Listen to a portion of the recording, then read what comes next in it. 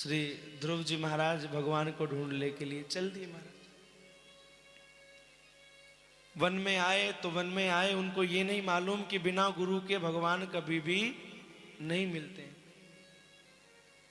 जैसे ही वन में 4.5 वर्ष का वो बालक आया तो नारद जी परीक्षा लेने के लिए आए कि देखूं तो सही इस बालक के अंदर कितनी सामर्थ्यता है। नारद जी ने परीक्षा लेनी चाहिए। जैसे नारद जी आए तो तुरंत श्री ध्रुव जी महाराज ने चरणों में आकर के दंडवत प्रणाम किया। अब जैसे ही प्रणाम किया तो नारद जी समझ गए कि बालक तो मजबूत है, सीढ़ी मजबूत है। पहली सीढ़ी से ही पता लग गया कि संस्कारवान है। उसके उपरांत नारद जी कहने लगे, बेटा कहां जा रहे हो? बोले वन में। वन में क्यों जा रहे हो? बोले वन में भगवान मिलेंगे, वन में भगवान मिलेंगे। बोले बेटा वन में कोई भगवान नहीं मिलेगा, वन में कोई भगवान नहीं मिलेगा। वन में कौन मिलेगा? शेर है, भालू है, और वो खा जाएंगे। ध्रुव जी कह रहे हैं कि मेरी मां कहती है कि शेर में भी भगवान है, भालू में भी भगवान है। नारद जी ने सोचा कि और भी मजबूत है। आप बोले बेटा ये बताओ भूख लगती है? बोले हाँ। क्या खाते हो? बोले जो मां खिला दे। कितनी बार खाते हो? बोले जितनी बार मां खिला दे। तो वन में तो मां नहीं खिलाएगी, कैसे रहोगे? बोले बाबा आप उस चीज की चिंता मत कीजिए, आप चिंता मत कीजिए, क्योंकि मेरी मां ये भी कहती है जब दांत नहीं तब दूध दियो, अब दांत दिए कछु और भी देगो। उसकी चिंता है, आप चिंता मत कीजिए। लेकिन मुझे ये बताइए आप कौन है? बोले बेटा मैं हूं नारद। बोले आप नारद नहीं हो सकते, क्योंकि मेरी मां ये भी कहती है जिसको नारद मिल जाए उसको तो भगवान मिल जाते हैं, और आप मुझे यहां रोक रहे हैं भगवान से मिलने से। आप नारद नहीं हो सकते, कोई ढोंगी लग रहे हैं। ध्रुव जी महाराज से नारद जी ने कहा, इतना सुनते नारद जी भावुक हो गए, हृदय से लगा लिया, बेटा मैं ही नारद हूं, लेकिन एक बात बताओ तुमने गुरु बनाया? बोले गुरु तो नहीं बनाया। तो बेटा बिना गुरु के भगवान। अब ध्रुव जी ने कहा कि मुझे क्षमा कर दो, मैंने जो कहा, आपसे बड़ा गुरु संसार में कोई, आप ही मुझे गुरु मंत्र दीजिएगा। नारद जी ने श्री ध्रुव जी महाराज को दीक्षा दी है, और दीक्षा में क्या दिया है? 12 अक्षर मंत्र। बोले इसको जपना है, 6 महीने में परमात्मा मिल जाएंगे। सारी विधि बताई कि प्रथम महीने में ऐसे, द्वितीय में ऐसे, तृतीय में ऐसे, और 6 महीने जैसे ही होंगे नारायण प्रकट हो जाएंगे। श्री ध्रुव जी महाराज ने जाकर के जमुना जी में स्नान किया और वहीं पर अपने मंत्र का, गुरु मंत्र का कीर्तन प्रारंभ कर दिया। ओम नमो भगवते वासुदेवाय। ओम नमो भगवते वासुदेवाय।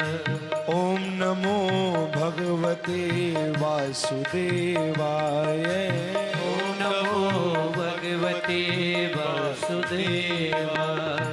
वासुदेवाय नमो वासुदेवाय। वासुदेवाय नमो वासुदेवाय। ओम नमो भगवते वासुदेवाय। ओम नमो भगवते वासुदेवाय। ओम नमो भगवते वासुदेवाय। ओम नमो भगवते वासुदेवाय। इस मंत्र का जाप प्रारंभ कर दिया। अब जैसे गुरुदेव ने कहा वैसे ही मंत्र प्रारंभ किया। प्रथम मास प्रारंभ हुआ तो उस समय 9 दिन में भोजन कर लेते, 9 दिन कुछ नहीं खाते। फिर दूसरा महीना प्रारंभ हुआ, अब भोजन नहीं करते, केवल फल पाते, फलाहार, और इसी मंत्र में दृढ़ता। तीसरा महीना प्रारंभ हुआ, अब तो फलाहार भी त्याग दिया महाराज, केवल पत्ते खाकर रहने लगे और भजन करने लगे। पहले भोजन, फिर फलाहार, फिर पत्ते। अब जैसे जैसे नजदीक समय आ रहा है, पत्ते त्याग दिए, जल पीकर रहने लगे। और जैसे ही छठवां महीना प्रारंभ हुआ, जल भी त्याग दिया, अब केवल श्वास पीकर के भजन। और गुरुदेव ने बताया था जब 6 महीने हो जाएंगे, उस भजन के प्रभाव से जो झांकी मन में बसी है लक्ष्मी नारायण जी की, पूरा 6 महीना लगातार भजन किया तो हृदय में प्रकट हो गए भगवान। जब श्वास रोक करके और भजन करने लगे, उस समय सब देवताओं के कंठ अवरुद्ध हो गए। सब ब्रह्मा जी के पास पहुंचे। ब्रह्मा जी बोले भैया मेरा भी कंठ अवरुद्ध हो रहा है। सब भगवान विष्णु के पास पहुंचे। भगवान ने कहा मेरा छोटा सा एक भक्त है और वो मुझे बुलाने का पूरा प्रयास कर रहा है, मेरी भक्ति में लीन है, मैं जाता हूं, आप सब निश्चिंत हो जाइए। जो छवि 6 महीने में हृदय में बसाई थी, वही छवि में भगवान लक्ष्मी नारायण प्रकट हो जाते हैं। बोलिए लक्ष्मी नारायण भगवान जय।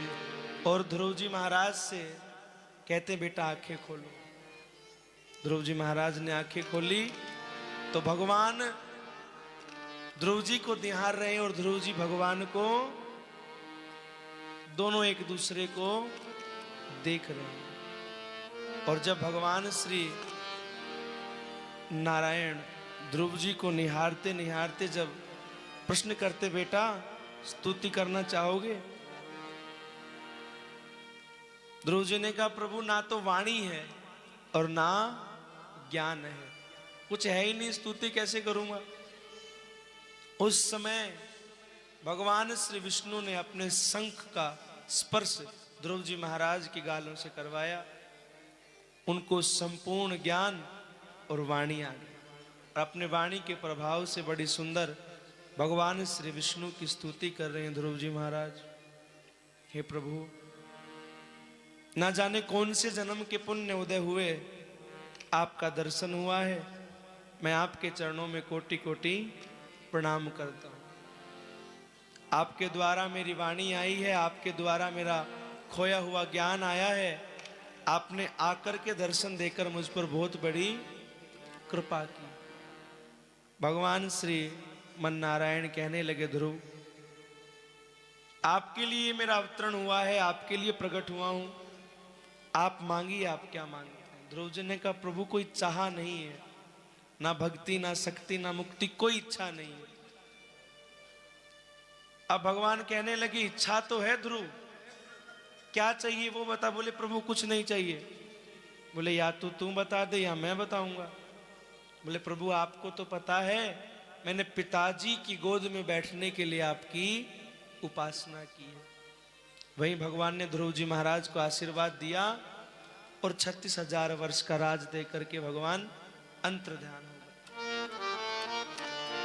यहां ध्रुव जी महाराज जैसे महल की ओर लौटने लगे तो आज महल में ध्रुव जी के स्वागत के लिए वो सौतेली माँ भी वहीं खड़ी हैं, राजा उत्तानपाद खड़े हैं, माँ सुनीति खड़ी हैं, तीनों द्वार पर स्वागत के लिए खड़े हैं। ध्रुव जी महाराज ने सबसे पहले अपनी सौतेली माँ के चरणों को स्पर्श किया। माँ यदि तू उस दिन डांट नहीं लगाती तो मैं भगवान को कभी भी, पिताजी यदि आप दूसरा विवाह नहीं करते तो भगवान को पाना संभव। और अपनी मां से कह रहे मां यदि आप मुझे रोक लेती तो मैं भगवान को कभी भी। ध्रुव जी पर कृपा हुई और ध्रुव जी को राजगद्दी पर उत्तानपाद ने अभिषिक्त किया। ध्रुव जी राजा बने।